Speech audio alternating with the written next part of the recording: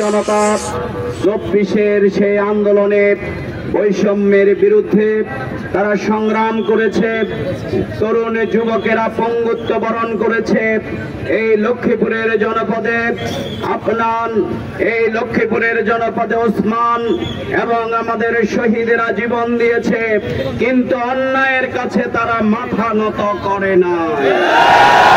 আজকের সেই শহীদের চত্বরে দাঁড়িয়ে বৈষম্যহীন বাংলাদেশ, উই ওয়ান জাস্টিস, ইনসাফের বাংলাদেশ, শোষণ বঞ্চনা মাদক এবং সন্ত্রাস মুক্ত, নারীদের মর্যাদা, শিক্ষা, স্বাস্থ্য সকল ক্ষেত্রে একটি মানবিক বাংলাদেশ গড়ে তুলবার জন্য বাংলাদেশ জামাত ইসলামী যেই স্লোগান দিয়েছে, আল্লাহর আইন চাই, সৎ লোকের শাসন চাই, আজকের এই সময়ে এসে প্রমাণিত হয়েছে বাংলাদেশে সবার শাসন দেখা শেষ হয়েছে, কিন্তু শান্তির জন্য আল্লাহর আইন, সৎ লোকের শাসনের কোনো বিকল্প নেই। সুতরাং বাংলাদেশের সমস্যা হচ্ছে দুটি, একটি হচ্ছে দুর্নীতি, আরেকটি হচ্ছে অপরাজনীতি। বাংলাদেশ জামাত ইসলামী, আমাদের আমির জামাত বলেছেন, আমরা জুলাই বিপ্লবে জীবন দিয়ে ফ্যাসিবাদের বিরুদ্ধে লড়াই করে আমরা বিজয় হয়েছি। আমাদের এবারের লড়াই হচ্ছে দুর্নীতির বিরুদ্ধে। সুতরাং আগামী দিনে যারা দুর্নীতি করবেন, দুর্নীতির প্রশিক্ষণ দেবেন, দুর্নীতি করার কৌশল শিখাবেন, তাদেরকে জনগণ প্রত্যাখ্যান করবে। আমরা বলতে চাই, আজকের ইউনূস সরকার সাহেবের নাম কি? অন্তর্বর্তীকালীন সরকার বলতে সংবিধানে কোনো শব্দ নেই, কি বলেন ঠিক?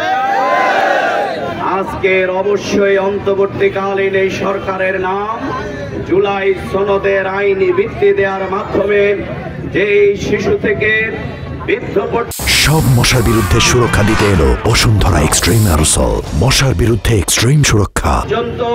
তরুণ আবালে বৃদ্ধ বনিতা, রিক্সাওয়ালা, শ্রমিক, ঠেলাওয়ালা, মাজুর মানুষেরা জীবন দিয়েছে। এই জুলাই সনদের আইনি ভিত্তি দেওয়ার মাধ্যমে বীরদেরকে রাষ্ট্রীয় মর্যাদা দিতে হবে। কিন্তু যারা এই বিপ্লবকে পছন্দ করেন নাই, যারা এই আন্দোলনের কারণে দিল্লি পালিয়ে যেতে বাধ্য হয়েছে, সেই শেখ হাসিনার ফ্যাসিবাদরা আজকে তাদের দোসররাই জুলাই সনদের আইনি ভিত্তি দিতে চায় না। সংগ্রামী ভাই এবং বন্ধুগণ, তাই আমাদের বক্তব্য খুবই পরিষ্কার।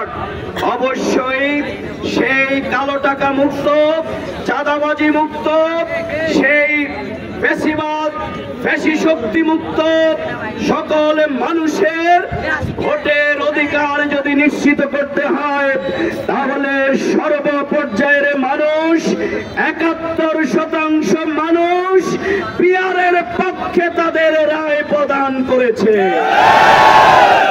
সংগ্রামী ভাইয়েরা, অনেকেই বলেন পিয়ার নাকি তারা বুঝে না। পিয়ার যদি নাই বুঝেন, বাংলাদেশ জামাত ইসলামের পক্ষ থেকে পিয়ারের বিনা টাকায় ক্লাস নেয়ার জন্য আমরা রাজি আছি। অবশ্যই জনগণের কল্যাণে এই দাবি মেনে নিতে হবে। বাংলাদেশে আজকে অনেকে বলতে চান বাংলাদেশ জামাত ইসলামী নাকি নির্বাচন চায়, পিছাতে চায়।